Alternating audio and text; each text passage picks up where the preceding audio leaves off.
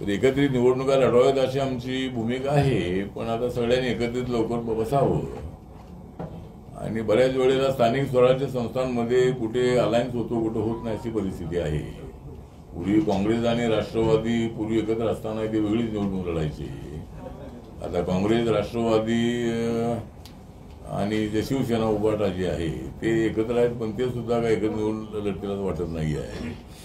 पण महायुतीने एकत्रित निवडणूक लढवावी अशी माझ्या पक्षाची भूमिका आहे.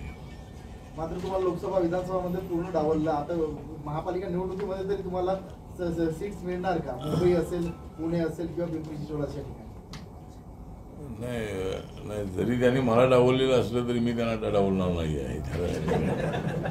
एकतर डावललं ठीक आहे, तर आम्हाला जागा थोड्या मिळायला हव्या होत्या. एक आमचा पक्ष आहे, आमचा छोटा पक्ष आहे, पण कार्यकर्त्यांची एक मोठी फळी असणारा माझा पक्ष आहे. गावागावामध्ये, तालुक्यामध्ये, जिल्ह्यामध्ये माझे कार्यकर्ते आहेत. त्यामुळं आमच्या मित्र पक्षांनी थोडा माझाही पक्ष हे लक्षामध्ये ठेवावं. जसं त्यांना त्यांचे लोक सांभाळायचे आहेत तसे मला सुद्धा माझे कार्यकर्ते सांभाळायचे आहेत. आणि माझ्या कार्यकर्त्यांना काय मिळालं नाही मिळालं तरीही ते माझ्यासोबत आहेत. काही लोक सोडून गेले, परंतु अनेक लोक माझ्यासोबत आहेत. आणि त्यामुळं आम्हाला एवढं डावलणार नाहीत अशी आम्हाला अपेक्षा आहे. सूर्यवंशी आणि अनेक लोक तिथं रस्त्यावर उतरले आणि पोलिसांनी त्या ठिकाणी बेशूट अशी मारहाण किंवा लाठीमार त्या ठिकाणी केलेला आहे. वास्तविक संविधानाचा अपमान झाल्यानंतर जो राग यायला पाहिजे तो राग पोलिसांना यायला हवा होता. आणि त्या ठिकाणी संविधान ठेवलेलं जे काच आहे ते पकडून त्या ठिकाणी त्याचा संविधानाचा अपमान करण्यात आल्यानंतर आंदोलन करणाऱ्या लोकांच्या बद्दल सहानुभूती पोलिसांनी ठेवायला हवी होती. पोलिसांबद्दल आम्हाला आदर आहे. पोलीस हे सगळे आपलेच आहेत. आणि परंतु संविधानाचा अपमान झाल्यानंतर रस्त्यात उतरलेल्या तरुणांना बेछूट अशा पद्धतीची मारहाण करण्यात आली. म्हणजे 40-45 लोक पकडले होते. त्याच्यामध्ये हा सोमनाथ सूर्यवंशी होता. आणि त्याचा मृत्यू जो आहे हा काय तो तरुण होता.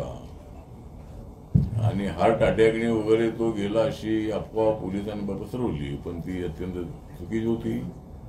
त्याचा मृत्यू पोलिसांच्या मारहाणीमध्ये झालेला आहे. त्यामुळे जे पोलीस त्याला जबाबदार आहेत त्यांच्यावर कारवाई होणं अत्यंत आवश्यक होतं.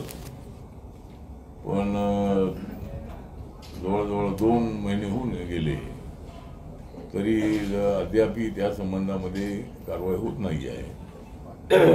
SIT इन्क्वायरी नेमलेली आहे. मॅजिस्ट्रेट सुद्धा इन्क्वायरी करतायत.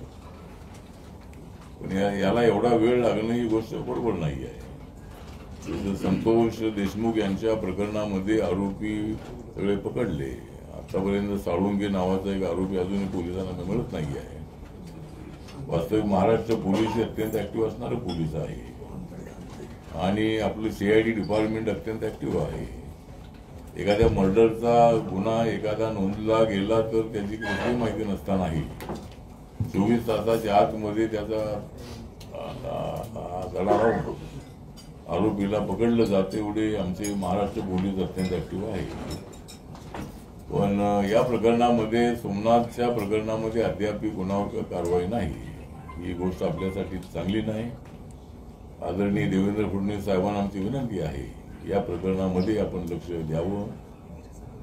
आणि संतोष देशमुख यांच्या प्रकरणामध्ये जे आरोपी पकडण्यात आलेले आहेत त्यांना फाशीची शिक्षा झाली पाहिजे अशी आमची मागणी आहे.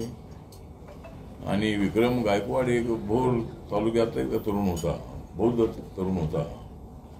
त्याचं एका मराठा समाजाच्या मुलीसोबत त्यांनी लग्न केलं होतं आणि त्याचा राग धरून त्याचा खून करण्यात आलेला आहे. वास्तविक इंटरकास्ट मॅरेजचा विषय माझ्या मंत्रालयाचा आहे. आम्ही इंटरकास्ट मॅरेज करणाऱ्यांना 2.5 लाखाची मदत आम्ही देतो. आणि जवळजवळ देशामध्ये 2 लाखापेक्षा जास्त इंटरकास्ट मॅरेज प्रत्येक वर्षी होतात. आणि असे अपवादात्मक काही ठिकाणी अशा पद्धतीचे प्रकार घडतात जे विक्रम गायकवाड याच्या संबंधात झालेला आहे. आरोपी पकडण्यात आलेले आहेत, पण त्या आरोपींना फाशी झाली पाहिजे अशी आमची मागणी आहे आणि अशा पद्धतीच्या घटना घडू नये. दोन समाजातल्या लोकांनी एकत्रित आलं पाहिजे. भारताला मजबूत करायचं असेल, आपल्या देशाला मजबूत करायचं असेल तर समाज एकत्र आला पाहिजे.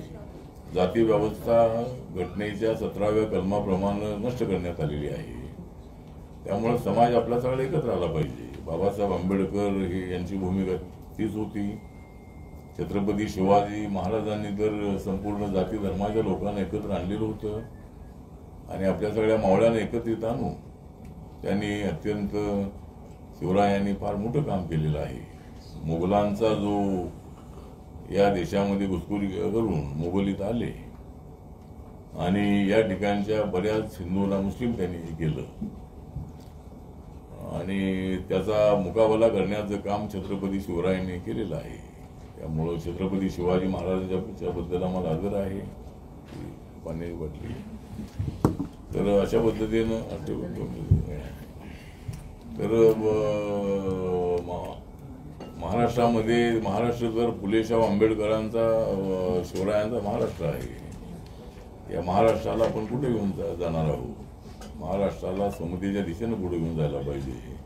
त्यामुळे अशा घटना घडू नये यासाठी सुद्धा पोलीस प्रशासनाने लक्ष देणं अत्यंत आवश्यक आहे. आरोपींना विक्रम गायकवाडच्या पकडलेला आहे, परंतु अद्याप अजूनही काय आरोपी त्यामधले असतील त्यांनाही लवकरात लवकर पकडलं पाहिजे अशी एक आमची मागणी आहे. दादा आमची मागणी अशी आहे की महानगरपालिकेमध्ये रिपब्लिकन पक्षाला एक 10-12 तरी जागा मिळाव्या. 15 जागा मागताय पण तेवढा वेळ मिळणार नाही. त्यामुळे किती मिळाले पाहिजेत ना. तुम्ही म्हणलं ठीक आहे, 10-12 जागा ज्या आहेत त्या चर्चेसाठी देऊ आणि त्याच्यामधल्या किती जागा मिळतील ते पाहूया. त्यामध्ये अण्णा सुद्धा आम्हाला सहकार्य करतील. त्यामुळं आम्हाला तशी लोकसभेमध्ये एकही जागा मिळाली नाही, विधानसभेमध्ये एकही जागा मिळाली नाही आणि आता महानगरपालिका आणि जिल्हा परिषदा पंचायत समितीमध्ये तर आम्हाला जागा मिळाल्या पाहिजे. आणि DPDC मध्ये आमची 1-2 माणसं आणि सगळ्या कमिट्यावर आमचे लोक आणि प्रत्येक जिल्ह्यामध्ये 200-300 SO जे आहे ते तरी आम्हाला मिळाले. त्यानंतर जे नवीन महामंडळ होणार आहे त्याच्यामध्ये 2-3 महामंडळाची अध्यक्षपद आम्हाला मिळावी आणि लवकरात लवकर महामंडळ करावीत. आता सरकार स्थापन होऊन आता 3-4 महिने, किती महिने झाले? 3-4 महिने होत आलेले आहे. त्यामुळे लवकरात लवकर या 3 पक्ष आणि RPIचा पक्ष जो आहे RPIच्या पक्षासोबत घ्यावं. आणि मला असं वाटतं की आमचे राज ठाकरे आमचे चांगले मित्रच आहेत. ते महाराष्ट्रातले अत्यंत नामवंत असे नेते आहेत. त्यांना महायुतीमध्ये घ्यावं अशी काहीतरी चर्चा, अजून काही तशी चर्चा नाही. पण त्यांना काय महायुतीमध्ये घेऊन काय फारसा फायदा होणार नाही आहे. त्यामुळं त्यांना महायुतीमध्ये घेऊ नये असं आपलं मत आहे. आणि RPI असताना त्यांची काही आवश्यकता नाही आहे आणि आम्हाला आत्ताच काही मिळत नाही, पुन्हा ते आल्यानंतर अजिबात काही मिळत. त्यामुळं म्हणजे त्या येणं विषय नाही, पण त्यांचा काय फारसा फायदा आपल्याला होणार नाही आहे. लोकसभेमध्ये काय आम्हाला फारसा फायदा झाला नाही आणि विधानसभेमध्ये तर ते आमच्यासोबत नव्हते. त्यामुळं पुन्हा त्यांना घेण्याचा विचार आणि पुन्हा मला असं वाटतं की राज ठाकरे यांच्या घरी मुख्यमंत्र्यांनी जायला काही हरकत नाही आहे, पण पुन्हा तिकडे जाणं काही योग्य नाही आहे. मला असं वाटतं की राज ठाकरे यांनी त्यांना भेटण्यासाठी आलं पाहिजे. मुख्यमंत्र्यांनी काही त्या ठिकाणी जायला पाहिजे असं नाही आहे. त्यामुळं पण ठीक आहे, त्यांची दोस्ती असल्यामुळं ते तिथे गेले असतील. परंतु आपली महायुती अत्यंत समर्थ आणि मजबूत आहे. 237 जागा जिंकणारी आपली जी महायुती आहे या महायुतीची ताकद महाराष्ट्रामध्ये वाढलेली आहे आणि नरेंद्र मोदी साहेबांच्या नेतृत्वाखाली देश विकासाच्या दिशेने पुढे जातो आहे. आणि आता या पद्धतीनं आम्ही देशाच्या विकासामध्ये आम्ही ऍक्टिव्ह आहोत.